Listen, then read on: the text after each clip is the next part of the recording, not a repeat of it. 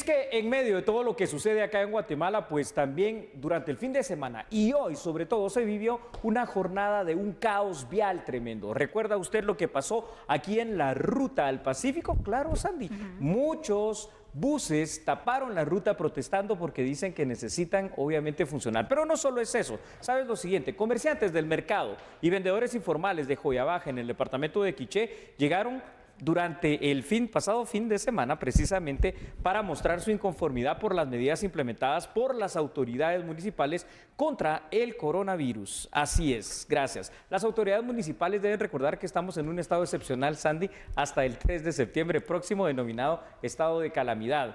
Esto significa que aunque existe autonomía municipal en el tema de medidas preventivas ante el COVID-19, las directrices emanan directamente del Ejecutivo. Sin embargo, esto tampoco justifica que protestas ante ciertas medidas restrictivas, ya sea para los vendedores de Joya Baja o en este caso por el no funcionamiento todavía de los autobuses de rutas cortas, se convierta en el caso de Joya Baja, por ejemplo, en un brote de violencia y en el caso de los autobuseros en un caos vial, particularmente toda esta mañana. Pero llama la atención que mientras en muchos lugares ventas de mercados ambulantes funcionando con cierta normalidad, en Joya Baja se hayan tratado de regular estas ventas informales, llamémosle así. Entonces tenemos dos casos en los cuales la protesta se ha convertido en el factor o denominador común, Sandy.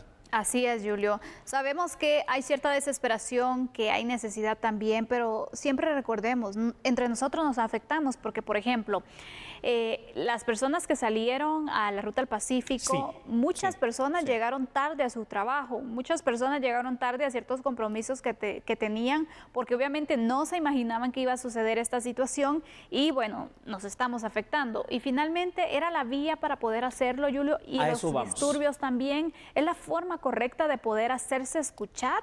Lamentablemente sí fue la forma de hacerse escuchar y hasta por eso lo estamos analizando en este momento, pero como lo preguntaste de una manera concreta, ¿es la forma correcta? La respuesta es no, definitivamente que no. ¿Por qué? Porque en el tema de los transportistas de rutas cortas que bloquearon esta ruta al Pacífico, le causaron un daño bastante grave, no solo a la economía del país, le causaron un daño bastante grave a muchas personas que no solo llegaron tarde, no llegaron a sus compromisos y probablemente hasta algunos les hayan descontado parte del día o el día, o hayan hasta perdido su trabajo, por ejemplo, en ese sentido. O tal vez una cita importante que tenían, por ejemplo, en una situación médica también se pudo haber perdido. Y en el caso de los vendedores de Joya Baja, creo que esas manifestaciones de violencia donde se daña el patrimonio de otros, motocicletas fueron las que quemaron frente a la municipalidad, donde también trataron de ingresar con violencia. Al final de cuentas solo termina perjudicando a otros y los pone en una situación en la cual, si lo que quieren es captar la simpatía, por ejemplo, de la sociedad para apoyar esa causa,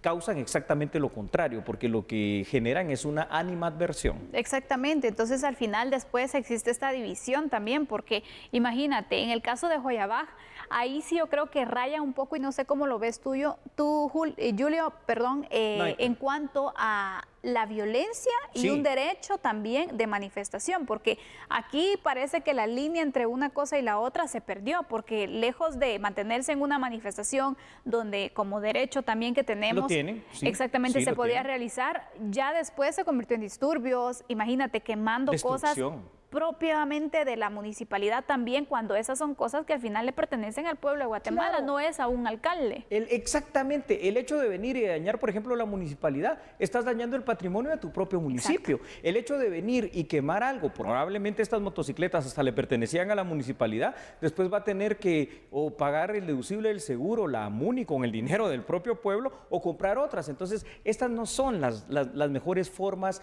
de hacer estas protestas. Por ejemplo, en el tema de Joya Baja, Sandy, hay maneras inclusive fuertes, pero dentro de la legalidad misma, de venir y poder pedir, digamos, hasta que se celebre un cabildo abierto. Un cabildo abierto no es algo agradable para ningún alcalde o corporación municipal, que los líderes comunitarios se te reúnan y empiecen a hablar sobre la problemática. ¿Qué problemática? Esta, porque obviamente las restricciones que están allí, aunque uno puede entender que sean restricciones para que no se contagie la pandemia del COVID-19, también recordemos algo, es decir, al final de cuentas seguimos en un estado de calamidad y el que rige estas restricciones es el Ejecutivo, no las municipalidades mientras esté vigente el estado de calamidad. ¿Qué ha fallado entonces, Julio? ¿Hay mal manejo en cuanto a esta situación que se está dando, mal manejo de crisis? Sí. porque sabemos que obviamente este sentir se ha reflejado en varios pobladores, pero no en todos se da este tipo de disturbios también. Es correcto, pero también a mí me llama la atención que esto pasó hace poco, ¿no? Pasó, te recuerdas, allá en San Lucas, Tolimán. Entonces, ojo que no vaya a ser una constante de forma de protesta. Es que ese es el temor también, y esa es la amenaza. Esa es la amenaza, esa es la amenaza real que estamos viendo. Aquí hubo que enviar un contingente de policía, pero de policía antidisturbios, antimotín. Entonces, esto también se vuelve muy terrible. Yo creo que lo que ha faltado, como tú bien dijiste, es un poquito más de habilidad política para la negociación. ¿Y a qué me refiero? Bueno, si hay una molestia por una medida que yo tomé, lo primero que es, bueno, entonces salgo, ¿no? Doy la cara y digo, vamos a armar una mesa de negociación, señores, tranquilos. Y entonces vemos los puntos. ¿Qué es lo que a ustedes les está molestando? El tema de las medidas que tomé, bueno, platiquémoslo. A ver, ¿qué es lo que podemos hacer allí? Pero si no sales, si no das la cara en ese momento, se pierde el control y lamentablemente pasa eso. Ahora te digo algo, Sandy, hay más información y me gustaría por favor que la compartieras con nuestro público. Por supuesto, Julio, vamos a solicitar a producción colocar entonces esta información que tenemos en seguimiento también a estas situaciones que se han registrado, porque es preocupante sin duda el hecho que los pobladores estén tomando acciones en contra del patrimonio de su municipio. Ya se han registrado otros casos, porque eso también ha sucedido, y recalco lo que indicaba Julio Talamonti, en San Lucas, Tolimán. Además, no existe ninguna certeza de que en otros municipios afectados por el COVID-19, por ejemplo, las restricciones que se impongan no sean generadoras de violencia social. Realmente esto podría pasar. La mejor forma de resolver todo conflicto es a través del diálogo, y los primeros responsables en procurar ese diálogo son las propias autoridades ediles. La clave sin duda está en encontrar el equilibrio entre permitir el trabajo de la población a través de las ventas y al mismo tiempo tomar medidas de prevención ante esta pandemia. Yo creo que ahí está la clave. Todos nos interesa mantenernos bien, Julio, evitar los contagios, porque obviamente sabemos que pueden resultar con daños fatales, sin duda. Totalmente. Y al final, entonces, es buscar ese balance.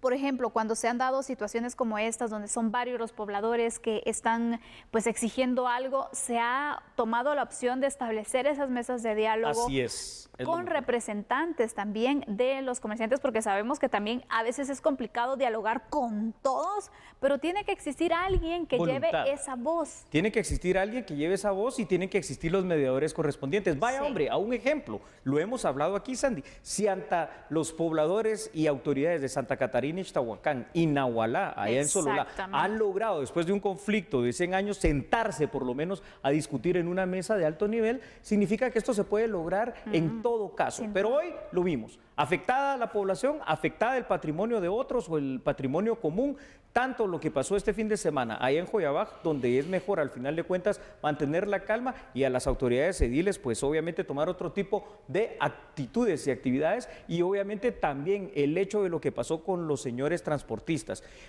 perjudicando a otros, no van a ganar simpatías de nada y tampoco van a lograr mucho más que ser escuchados, y no sé si se resolvió la situación de ellos, pero hasta donde yo sé, tampoco se resolvió claramente. Así que ahí tenemos estos dos casos, Sandy, terribles, ¿verdad? Manifestaciones, que es un derecho de que todos podamos hacer, pero que se vuelven disturbios o se vuelven problema.